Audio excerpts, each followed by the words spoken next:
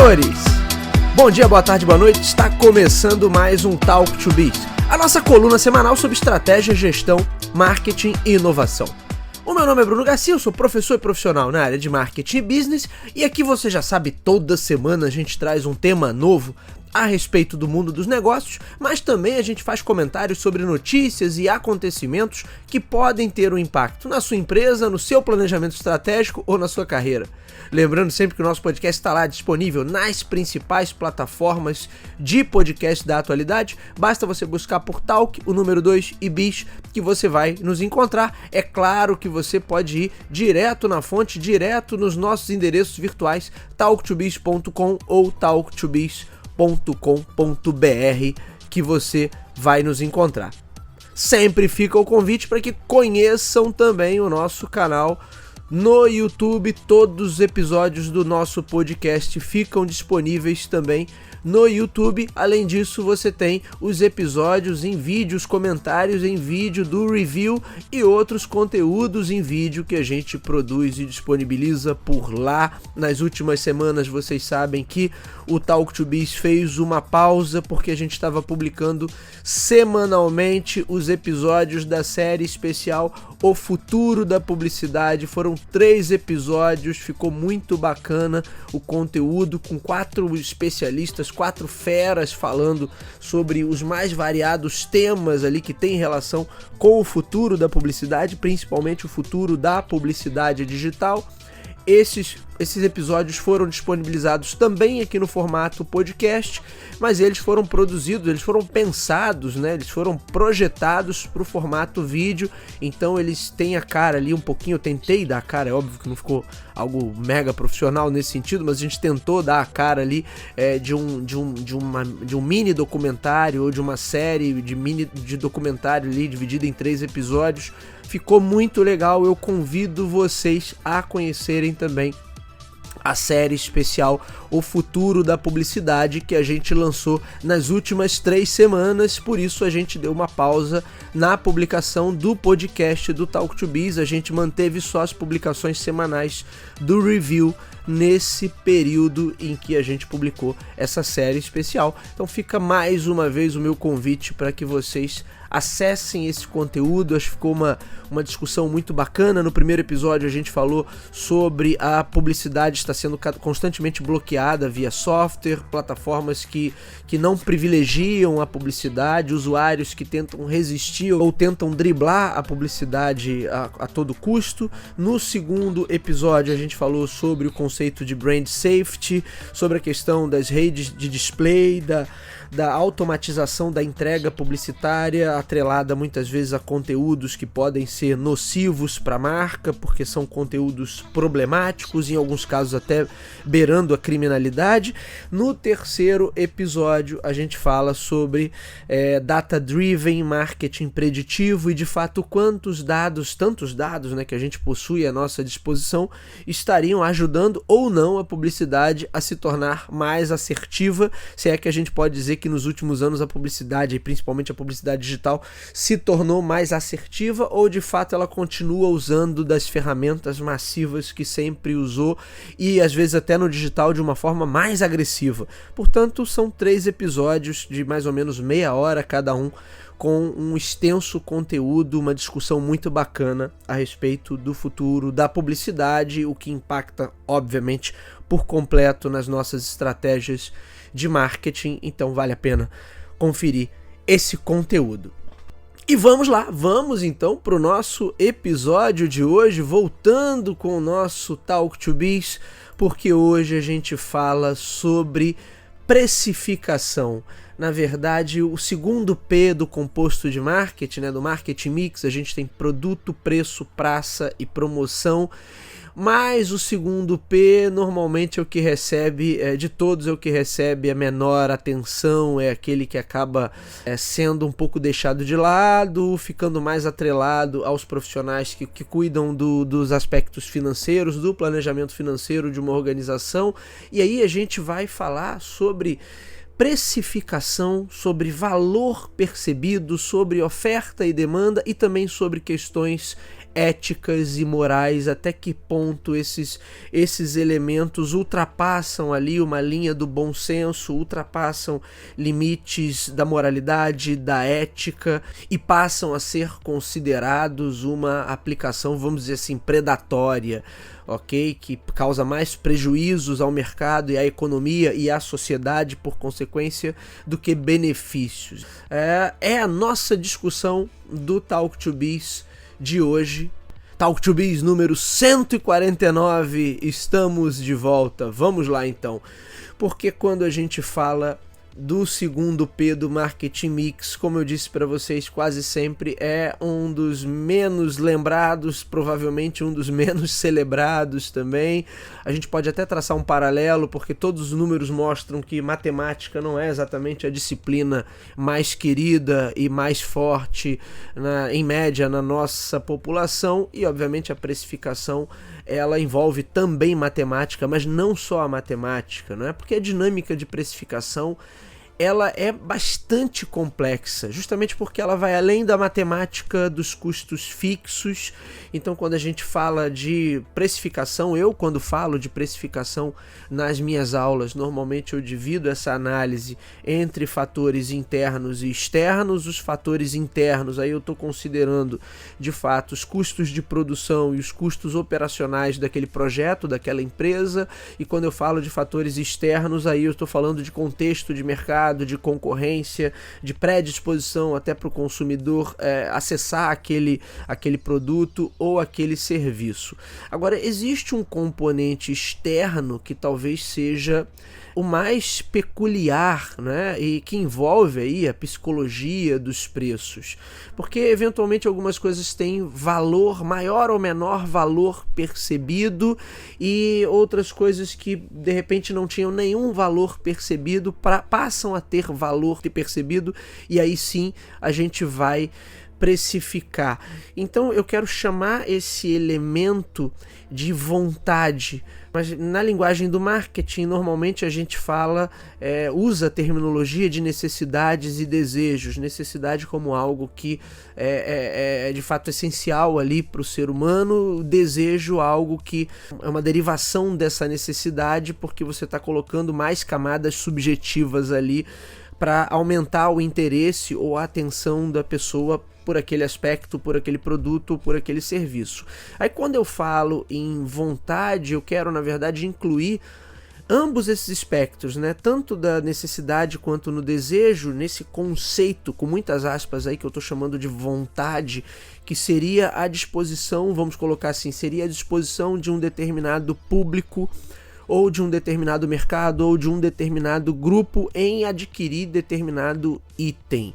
Se a gente pegasse aí de uma linguagem econômica clássica, isso seria ali o mote para a gente entender a popular lei da oferta e da demanda.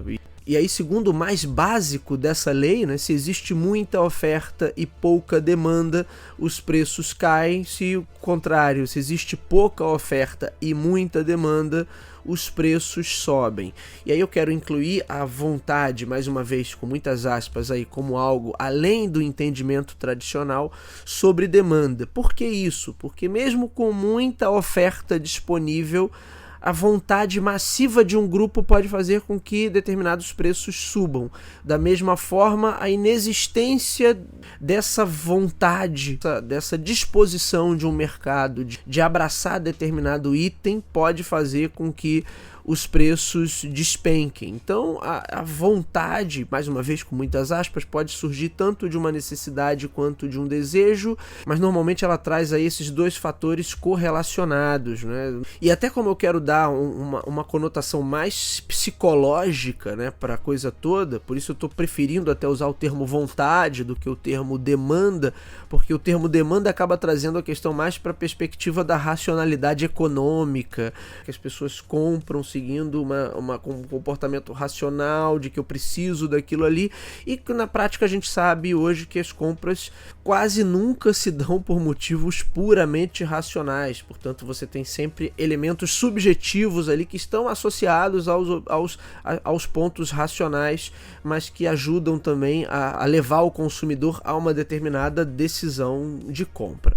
E aí agora vamos contextualizar para alguns fatos que aconteceram recentemente, né? Nos últimos 2 anos, acho que toda a sociedade brasileira ficou absolutamente estarrecida, horrorizada com os números sobre a fome no nosso país, né? Algo que parecia ser um problema aparentemente superado, mas que voltou a assombrar o nosso país, voltou a aparecer no noticiário. Eu não vou entrar aqui no mérito da incompetência na condução da pandemia, da incompetência na condução das questões macroeconômicas do país nos últimos tempos, mas fato é que em determinado momento alguns mercados e estabelecimentos comerciais voltaram a vender ossos, voltaram a vender restos, partes ali, né, que tradicionalmente eram descartadas, mas que voltaram a ser precificados. Isso foi amplamente noticiado e aí eu quero aproveitar esse gancho porque isso nos dá uma lição bem importante, na verdade, sobre precificação. Porque na realidade eu só consigo estabelecer preço se existe vontade por parte do outro, seja indivíduo, seja um segmento, seja um mercado. A gente não pode esquecer que o preço é uma representação matemática de algum tipo de valor. E valor é o conjunto de benefícios percebidos a partir de alguma entrega. O valor é sempre ancorado em aspectos objetivos e subjetivos. Em algumas entregas, em algumas ofertas, eu vou ter o maior apelo pelo lado objetivo. Por exemplo, se eu compro um parafuso, se eu compro uma ferramenta, outras ofertas, outras entregas possuem maior apelo justamente pelos seus aspectos subjetivos. Por exemplo, se eu comprar uma roupa pensando que eu vou usar essa roupa em algum evento, alguma festa. Portanto, você tem aspectos tanto objetivos e subjetivos que impactam ali nessa percepção de valor. O valor também se dá pelo contexto. O que é um copo de água para quem está morrendo de sede, ou pior, né, um osso para quem está morrendo de fome.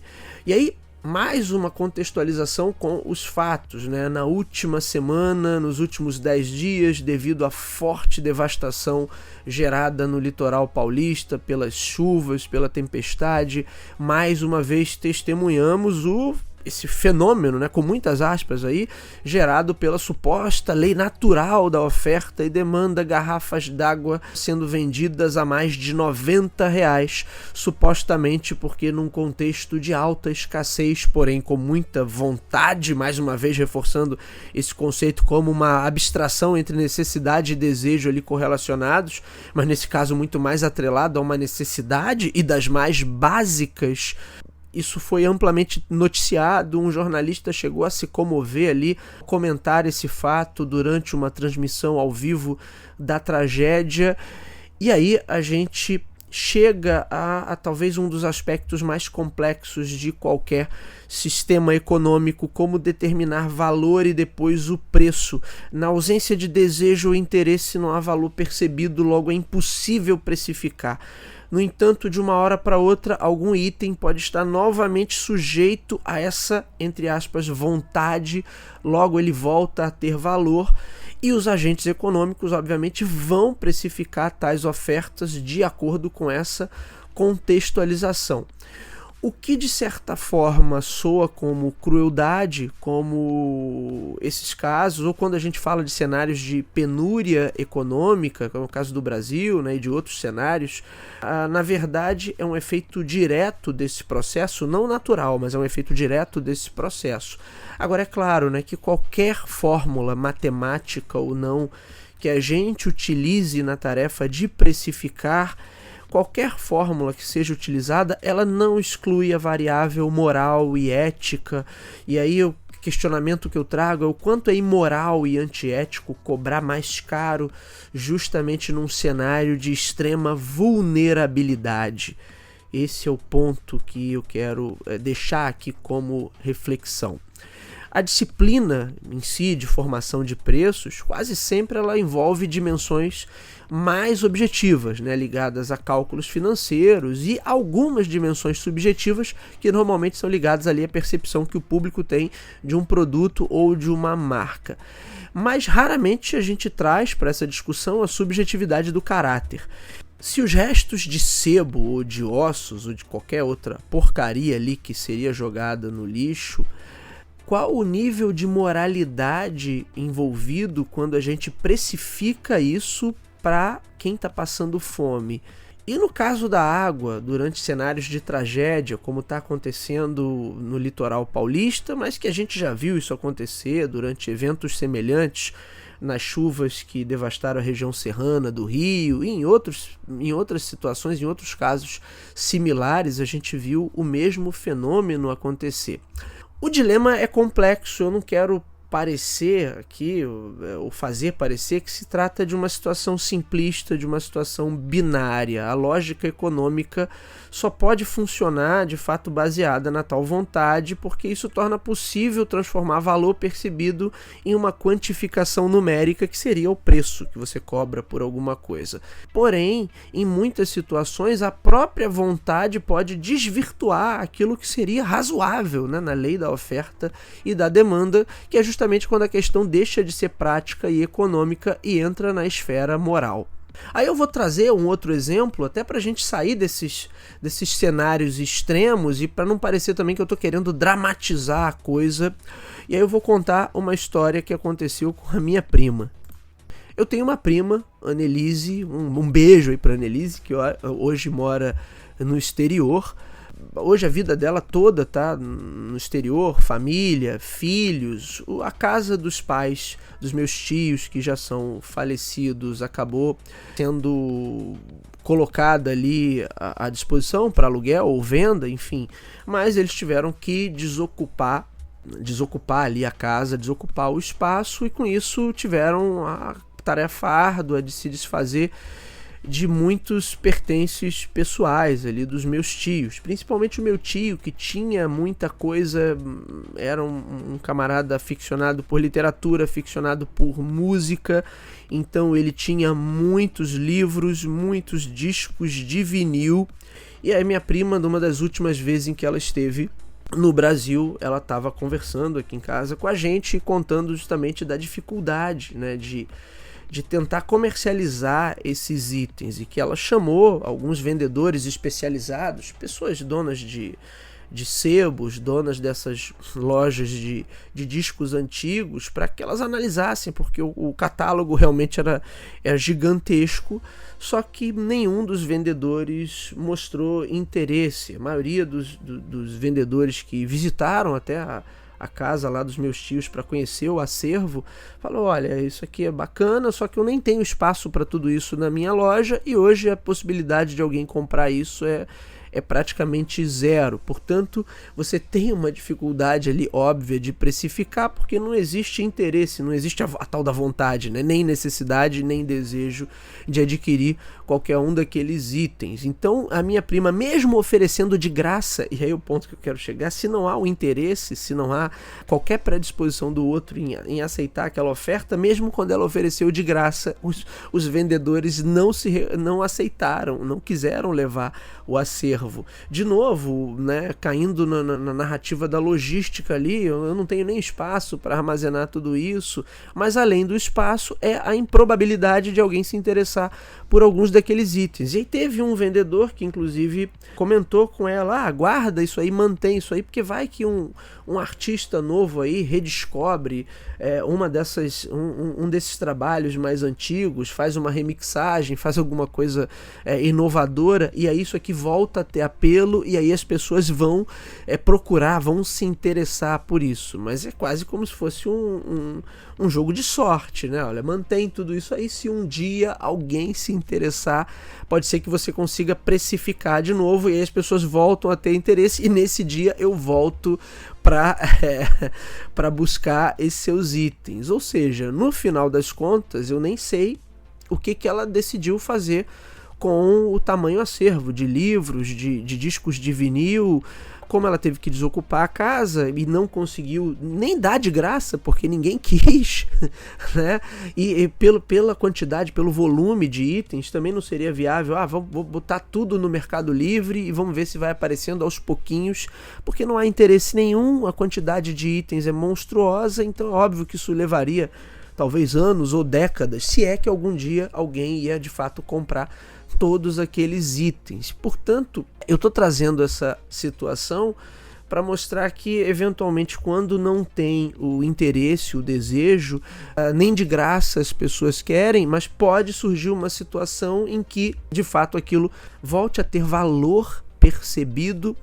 E aí a grande questão é, para o agente que detém, agente, seja comerciante ou não, seja pessoa física ou não, mas de qualquer forma o agente que aí se torna um agente econômico porque detém aquele ativo, a decisão ali do que fazer com aquilo, se eu não consigo mais precificar ou tentar esperar por uma oportunidade de precificar. Então a coisa é bem complexa, né? Precificar é algo que envolve uma série de fatores, não é trivial. E se vocês me perguntarem hoje, Bruno, existe uma solução mais prática para isso? Acho que não, né? Não tem uma solução simples, assim. O que eu acredito é que é impossível a gente evitar esses ciclos de, vamos dizer assim, de criação e destruição de valor que se alternam em uma sociedade. Para o meu tio, na época em que ele era vivo e que adquiriu todos aqueles livros, todos aqueles discos de vinil, aquilo tinha muito valor. Passado um tempo, aquilo não tem mais valor nenhum, tanto que as pessoas não querem nem de graça. E aí, em alguns momentos, sob reflexo dessa vontade, o valor pode voltar a aparecer. Em outros momentos, ele se retrai, pode até desaparecer. Eu acho que é impossível a gente evitar esses ciclos e manter a coisa toda num equilíbrio. E aí eu trouxe esse exemplo, que aí não tem nada a ver com os exemplos extremos que a gente citou ainda há pouco, falando de fome, falando de precificação abusiva de água em cenários de vulnerabilidade, porque se a gente não consegue evitar esses ciclos de criação e destruição de valor, certamente o que a gente consegue evitar é a abordagem desumana. Isso acho que certamente a gente consegue e não precisa de nenhuma grande fórmula matemática. Se tudo sempre foi entendido por uma ótica puramente comercial e aí regida pelo interesse individual, a desumanidade naturalmente vai acontecer. O que a gente precisa é estabelecer uma linha muito mais nítida entre aquilo que pode ser tratado como um mercado puro, regido pelos interesses individuais, e aquilo que deve ser tratado como um sistema mais cooperativo, regido por interesses coletivos, ou em contextos onde eu deixe a dinâmica de mercado voltada para o ganho individual de lado e passe a operar de uma forma mais cooperativa. A fome certamente é o exemplo mais evidente disso, pois não interessa a qualquer economia saudável ter pessoas passando fome. Eu não vou me aprofundar nisso, pois seria assunto até para um outro episódio, mas além de ser um tema mega complexo, é claro, mas acho que fica a reflexão sobre a complexidade da dinâmica de preço frente às naturais e aí sim inevitáveis variações de valor, tanto de uma perspectiva mais psicológica e subjetiva ou por uma perspectiva mais racional da demanda por alguma coisa. O que a gente não pode nunca perder de vista é que o marketing é uma disciplina que não trata diretamente de comércio, mas sim das dinâmicas de troca dentro de uma sociedade. As dinâmicas de troca podem ou não ser mediadas pelo dinheiro, mas elas sempre envolvem a percepção de valor. Então eu posso ter uma troca mediada pelo dinheiro, uma venda, né? Alguém me vende alguma coisa ou eu vendo alguma coisa para outra pessoa. Mas eu posso ter trocas de outras naturezas, eu posso ter serviços ofertados gratuitamente. Inclusive é por isso que o marketing não se aplica apenas ao contexto de empresas, mas você pode pensar marketing para projetos sociais, você pode pensar as ferramentas de marketing para o serviço público, enfim, você pode pensar pela perspectiva do marketing para qualquer atividade onde eu tenho ali a dinâmica de troca. E as dinâmicas de trocas, sejam elas mediadas pelo dinheiro ou não, elas são saudáveis quando ambas as partes têm percepção de ganho no final. Então a troca ela é vantajosa. Na troca mediada pelo dinheiro, você compra um produto, você fica feliz e satisfeito com o seu produto, O vendedor tem o seu esforço, tem o seu trabalho remunerado ali pelo preço que você paga. Mas em qualquer outro tipo de troca, eu tenho que ter essa percepção de ganho por ambas as partes. Quando isso se perde, e aí quando eu tenho esses cenários extremos, onde os agentes aí de forma maliciosa e de forma imoral e antiética usam desse momento, se aproveitam desse momento para alçar ganhos muito maiores, aí eu tô de fato estabelecendo uma dinâmica de troca onde um lado ali tá se sentindo claramente explorado. Inclusive, isso é algo que eu abordo nas minhas aulas em cenários onde você teve uma virada de mesa muito grande, porque entra um novo player, entra um novo tipo de solução, entra um novo tipo de oferta, e as pessoas amplamente passam a adotar aquela nova oferta, mesmo que ela não seja tão boa, tão completa ainda quanto a tradicional, mas porque na outra dinâmica elas se sentiam exploradas. Só para deixar um exemplo aqui, quando o Uber começou a ganhar espaço aqui no Brasil e em outros mercados também, mas aqui no Brasil em especial, havia um sentimento coletivo bem considerável, bem consistente de um pouco de desprezo ao serviço de táxi tradicional e a sensação clara de que a gente ali estava sendo explorado e que era aceitável porque você não tinha para onde correr. A partir do momento que você tem para onde correr, ou seja, aquela dinâmica de troca ali, ela não estava de fato sendo percebida como uma troca de valor